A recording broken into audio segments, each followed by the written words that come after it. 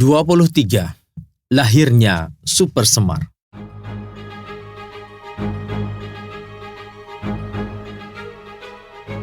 Menteri Veteran Maijen Basuki Rahmat, Menteri Perindustrian Ringan Brigjen M. Yusuf, dan Pangdam 5 Jaya Brigjen Amir Mahmud datang di rumah saya di Jalan Haji Agus Salim. Dalam keadaan flu berat, batuk-batuk dan tidak bisa bicara keras saya terima mereka.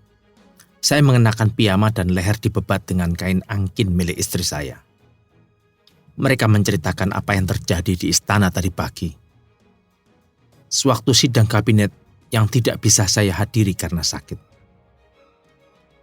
Bung Karno meninggalkan sidang dengan tergesa, kata salah seorang di antara mereka. Gara-gara laporan subur pada Bung Karno, ada pasukan tidak dikenal mengepung istana. Inilah rupanya yang membuat Bung Karno resah. Dengan tergesa-gesa Bung Karno meninggalkan sidang dan diajaknya Subandrio dan Khairul Saleh. Dengan helikopter mereka terbang ke Bogor. Pimpinan sidang diserahkan kepada Pak Leimena, yang kemudian segera menutupnya saja karena acaranya tidak menentu. Kemudian ketiga jenderal itu mengambil inisiatif untuk menyusul Bung Karno ke Bogor dengan maksud menemui Bung Karno agar lebih tentram dan sekaligus menunjukkan kepada beliau bahwa Angkatan Darat tidak mengucilkannya. Sebelum berangkat, ketiga jenderal itu minta izin saya dan bertanya apa pesan saya. Saya jawab, sampaikan salam dan hormat saya kepada Bung Karno. Laporkan saya dalam keadaan sakit. Kalau saya diberi kepercayaan, keadaan sekarang ini akan saya atasi. Dengan pesan itu, ketiga jenderal berangkat ke Bogor dan pada malamnya mereka sudah datang kembali di rumah Jalan Haji Agus Salim dengan menyerahkan surat perintah dari Presiden Soekarno. Setelah saya membaca surat perintah tertanggal 11 Maret 1966 itu dan memahami isinya, seketika itu saya mengambil keputusan. Bubarkan PKI. Segera adakan rapat staf dan undang semua panglima angkatan di Kostrad. Jenderal Basuki Rahmat bersiap-siap memberi penjelasan mengenai surat perintah itu.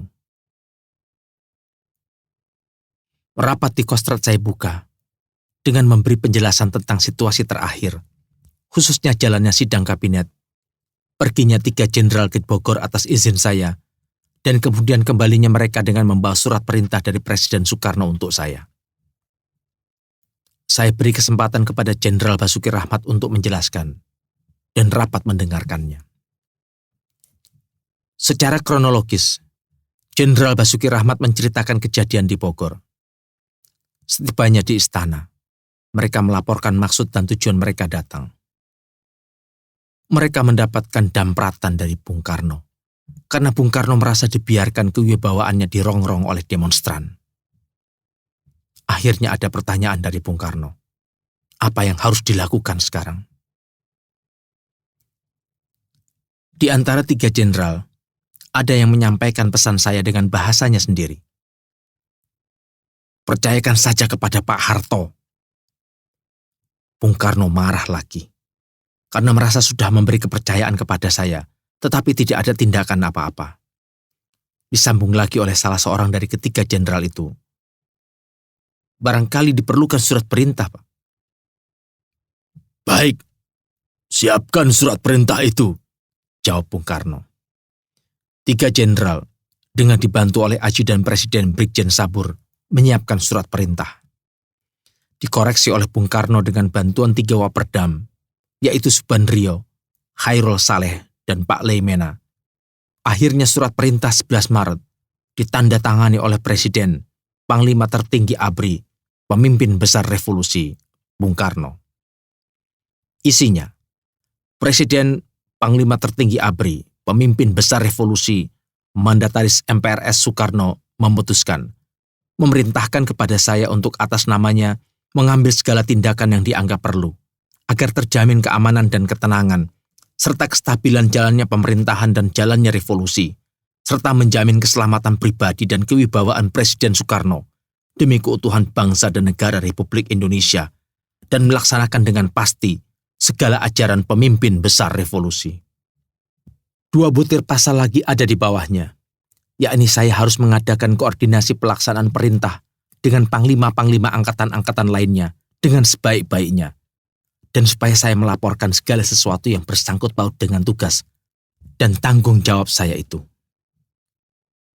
Setelah Jenderal Basuki Rahmat selesai menjelaskan pada rapat, saya mengambil keputusan bubarkan PKI berdasarkan wewenang yang ada pada Surat Perintah 11 Maret 1966 atau Super Semar.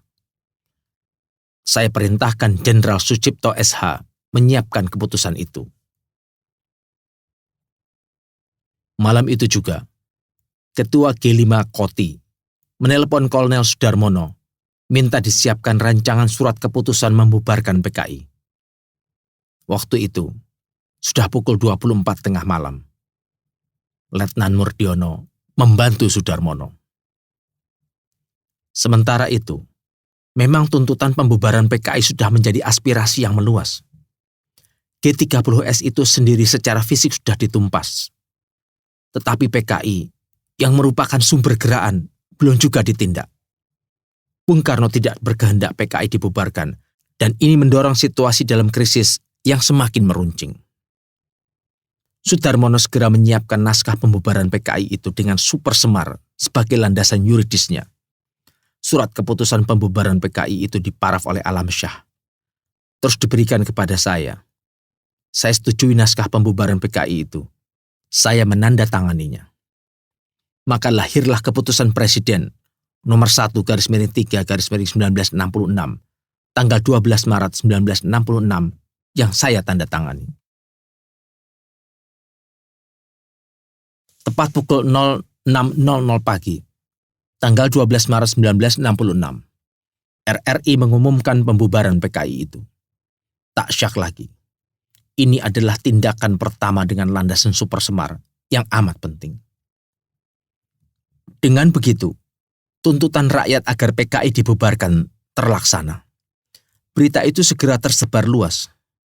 Bukti bahwa masyarakat menyambut dengan gembira keputusan itu terlihat pada sambutan massa terhadap parade yang terjadi pada tanggal 12 Maret 1966 itu. Saya tahu, pagi-paginya memang ada permintaan untuk membatalkan parade penyambutan terhadap keputusan saya itu. Tetapi rakyat sudah siap menyambutnya, dan parade itu terlaksana dengan sambutan rakyat yang menunjukkan kegembiraan.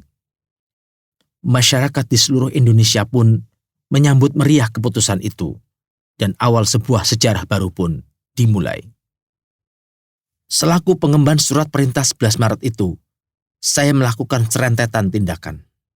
Saya membuat pengumuman berisi penjelasan tentang Super Semar itu dan seruan untuk tidak bertindak sendiri-sendiri. Lalu, saya buat perintah harian ABRI tentang sikap ABRI terhadap keadaan politik dan penyelewengan revolusi. Di samping menetapkan keputusan mengenai pembubaran PKI, saya pun membuat pengumuman yang berisi seruan kepada pengusaha untuk membantu ketenangan ekonomi nasional. Itu semua yang saya keluarkan pada tanggal 12 Maret 1966. Esok harinya, keluar lagi dari tangan saya pengumuman yang berisi seruan kepada aparatur negara untuk memelihara kelancaran roda pemerintahan daerah. Lalu pengumuman lainnya yang berisikan seruan kepada aparat pemerintah pusat untuk memelihara kelancaran pemerintahan. Esok harinya, kembali saya keluarkan instruksi berupa larangan pimpinan parpol dan ormas untuk menerima bekas anggota PKI atau ormasnya. Di samping itu, saya membuat seruan agar semua anggota PKI atau ormasnya melaporkan diri kepada aparat pemerintah terdekat. Selang beberapa hari kemudian, pengumuman tentang pengamanan terhadap 15 Menteri Kabinet Dwikora saya keluarkan. Dan di samping itu, saya keluarkan keputusan Presiden tentang penunjukan menteri-menteri ad interim berhubung dengan sejumlah menteri yang ditahan. Setelah itu, saya keluarkan pula instruksi mengenai dimulainya kuliah dan sekolah bagi mahasiswa dan pelajar. Aksi mahasiswa pun mereda. Memang setelah saya umumkan tentang adanya Super Semar itu, dipersoalkan orang, apakah surat perintah itu hanya satu instruksi presiden kepada saya, Ataukah satu pemindahan kekuasaan eksekutif yang terbatas? Menurut saya, perintah itu dikeluarkan di saat negara dalam keadaan gawat, di mana integritas presiden, ABRI, dan rakyat sedang berada dalam bahaya, sedangkan keamanan, ketertiban, dan pemerintahan berada dalam keadaan berantakan. Seperti saya nyatakan di depan radio dan TVRI di pertengahan Juni 1966, saya tidak akan sering menggunakan surat perintah 11 Maret tersebut, lebih-lebih kalau surat perintah itu belum diperlukan. Mata pedang akan menjadi tumpul bila selalu digunakan. Sebagai perbandingan saya kemukakan, segerombolan monyet yang menyerang ladang jagung sipolan dapat diusir hanya dengan tepukan tangan penjaganya. Oleh karena itu, tidaklah baik memobilisasi satu kompi kendaraan berlapis baja kalau cuma untuk mengusir segerombolan kera. 5 tahun kemudian, untuk pertama kalinya saya jelaskan latar belakang dan sejarah lahirnya Super Semar itu. Karena rakyat Indonesia memang berhak mengetahuinya. Super Semar merupakan bagian sejarah yang sangat penting untuk meluruskan kembali perjuangan bangsa dalam mempertahankan cita-cita kemerdekaan dan memberi isi pada kemerdekaan. Berkenaan dengan ini, beberapa kali saya telah menolak prakarsa untuk memperingati hari lahirnya Super Semar secara besar-besaran. Hal ini untuk menghindarkan timbulnya mitos terhadap peristiwa itu atau terhadap diri saya sendiri. Saya tidak pernah menganggap Super Semar itu sebagai tujuan untuk memperoleh kekuasaan. Surat perintah 11 Maret itu juga bukan merupakan alat untuk mengadakan coup secara terselubung. Super Semar adalah awal perjuangan Orde Baru. 24. Tak inginkan goncangan yang lebih keras. Tanggal 27 Maret 1966, Presiden Soekarno mengumumkan Kabinet Dwikora yang disempurnakan lagi. Terdiri atas Presidium Kabinet dengan 6 Waperdam. Saya berada di antara ke-6 Waperdam ad interim, merangkap Menhankam, _ Panglima Angkatan Darat, _ Kas Koti, bersama Dr. Leimena, Pak Idam Halid, Dr. Ruslan Abdul Ghani, Sri Sultan Hamengkubuwono IX, dan Pak Adam Malik. Keputusan Presiden Soekarno itu bukan menyenangkan orang banyak, melainkan malahan menjadi cemoohan. Kabinet ini mendapat julukan Kabinet 100 Menteri. Pro dan kontra muncul lagi dengan hangat, dan demonstrasi pun bergerak kembali. Mengenai susunan kabinet yang baru itu, saya jelaskan bahwa ini adalah tahap pertama dan bukan merupakan hasil maksimal yang bisa dicapai. Memang suasana waktu itu masih berada dalam jalur gagasan Presiden Soekarno dalam meneruskan konfrontasi terhadap Malaysia, mengganyang Nekolim, dan bersiap untuk menyelenggarakan Konevo. Sementara itu, anggota-anggota DPR gotong royong yang dari PKI atau ormasnya sudah diganti dengan tokoh-tokoh baru, dengan tokoh-tokoh yang mendukung Orde Baru. Dan Jenderal Nasution yang tidak duduk dalam kabinet sudah dicalonkan menjadi ketua MPRS.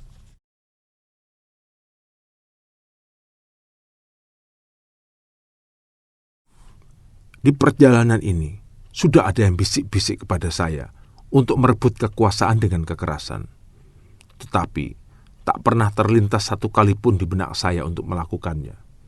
Maka saya menghindarkan diri dari godaan untuk berbuat seperti apa yang dibisikkan di telinga saya itu. Saya tetap berpikir, memberi nafas pada kehidupan demokrasi sangat perlu, sesuai dengan Undang-Undang Dasar 1945. Saya tetap teguh dalam pendirian, tidak akan mewariskan lembaran sejarah hitam dalam Angkatan Bersenjata Republik Indonesia, menggunakan kekuatan senjata merebut kekuasaan atau coup, sebab sekali terjadi, akan terus bisa terjadi, seperti di Amerika Latin atau Afrika. Pada bulan Juni 1966, dilaksanakan sidang umum keempat MPRS yang memilih Jenderal Nasution sebagai Ketua MPRS dan menetapkan pengukuhan atas Super Semar. Dengan ini, saya mendapat mandat dari MPRS untuk menjalankan segala sesuatu yang berkenaan dengan Super Semar itu. Mandat ini mempermudah saya untuk bertindak. Di samping itu, sidang MPRS ini mensahkan pembubaran PKI, memutuskan melarang Marxisme-Leninisme, komunisme di atas bumi Indonesia ini, dan mengusulkan dibentuknya sebuah panitia peneliti tentang ajaran pemimpin besar revolusi. MPRS juga membubarkan Kabinet Dwikora yang dipimpin oleh Bung Karno, dan saya diminta membentuk satu kabinet baru. Saya melaporkan pada pembukaan sidang MPRS itu apa-apa yang sebenarnya dengan berusaha mengelakkan timbulnya emosi yang tidak kita inginkan. Saya bicara sehati-hati mungkin. Saya tidak menginginkan goncangan yang lebih keras terjadi di negeri kita ini. Berkenaan dengan tuduhan keterlibatan Bung Karno dalam peristiwa 30 September itu, saya mengatakan, dengan latar belakang atau dengan tujuan untuk mengamankan garis-garis besar politik sebagai yang diterangkannya, Presiden yang menurut perasaan kita yang adil dan benar mestilah mengambil tindakan-tindakan hukum terhadap pelaku-pelaku utama dari gerakan 30 September Partai Komunis Indonesia, telah membiarkan pelaku-pelaku itu. Sebaliknya, beliau telah bertindak untuk keuntungan yang tak langsung bagi G30S PKI dan telah melindungi pemimpin-pemimpin G30S PKI. Tindakan-tindakan tersebut telah menjelaskan dan menunjukkan satu kenyataan, membuktikan pelanggaran undang-undang pidana, sekalipun tujuannya yang utama bukanlah untuk membantu G30S PKI, tetapi untuk menyelamatkan politiknya. Saya tahu bahwa di luar gedung MPRS itu, mahasiswa-mahasiswa dan kesatuan-kesatuan aksi mengerahkan barisan-barisan mereka, memenuhi jalanan Jakarta untuk menunjang wakil-wakil rakyat yang berada di dalam gedung MPRS. Kecaman mereka terhadap Presiden Soekarno semakin bertambah hebat, dan sejumlah orang yang berada di dalam gedung MPRS itu punya pikiran yang sama dengan mereka yang berhati panas itu. Dalam pada itu, saya katakan di depan sidang, kita mesti sanggup membarengi kekuasaan dengan kenyataan-kenyataan yang ada dalam masyarakat ini. Evaluasi kita tentang realitas yang terdapat dalam masyarakat adalah adanya satu situasi konflik yang sekarang ini tidak saja menimbulkan satu konflik secara konstitusional antara Presiden Soekarno dan Majelis Permusyawaratan Rakyat sementara, tetapi juga dapat mempengaruhi kehidupan sosial dan politik di antara berbagai lapisan masyarakat, baik sipil maupun anggota-anggota angkatan bersenjata, sekalipun mereka sudah mempunyai pikiran dan motif yang sama. Saya mengingatkan anggota-anggota MPRS itu untuk tidak mengambil suatu tindakan yang terlampau drastis, yang jelas akan menimbulkan ketegangan politik dan yang akan menimbulkan pertentangan fisik, karena angkatan bersenjata akan terlibat di dalamnya, sehingga sebagian besar rakyat akan terganggu hidupnya dan Orde Lama akan mendapat angin. Jangan biarkan generasi ini disalahkan oleh generasi yang akan datang karena tindakan-tindakan mereka yang tidak sesuai terhadap seorang pemimpin rakyat yang patriotik, kata saya. Dalam kesempatan ini, Presiden Soekarno yang diminta pertanggungjawabannya berpidato dengan judul Nawaksara. Tetapi sidang menanggapinya dengan nada tidak puas, meminta kepada Presiden untuk melengkapi laporan tentang pertanggungjawabannya kepada Majelis Permusyawaratan Rakyat sementara, khususnya tentang sebab-sebab peristiwa G30S PKI dan epilognya, serta sebab-sebab menurunnya keadaan ekonomi dan moral. Sidang itu mencabut pula gelar pemimpin besar revolusi dan gelar presiden seumur hidup dinyatakan tidak mengandung kekuatan hukum. Namun, saya tidak mempunyai niat untuk menggeser Bung Karno dari kedudukannya sebagai presiden, sekalipun saya tahu dan sudah saya dengar bahwa sementara pihak menghendaki demikian. Sidang umum MPRS itu menetapkan pemilu dicanangkan untuk diadakan paling lambat tanggal 5 Juli 1968. Dalam pada itu, kedudukan Bung Karno sebagai presiden tidak diganggu-gugat oleh sidang umum MPRS ini. Beliau masih tetap sebagai presiden. Di luar sidang MPRS itu, mahasiswa-mahasiswa dan pemuda-pemuda gerah dan kecaman mereka terhadap Presiden Soekarno semakin bertambah. Saya mencoba menenangkan mereka, menenangkan perasaan dan pikiran mereka yang menyangkut masalah Bung Karno. Saya jelaskan, tidak ada persoalan memihak atau menentang Bung Karno. Keadilanlah yang mesti kita tegakkan. Dan saya harapkan mereka akan mengerti apa yang saya ungkapkan di sidang umum MPRS itu. Dengarkan bagian selanjutnya hanya di channel Dengar Buku.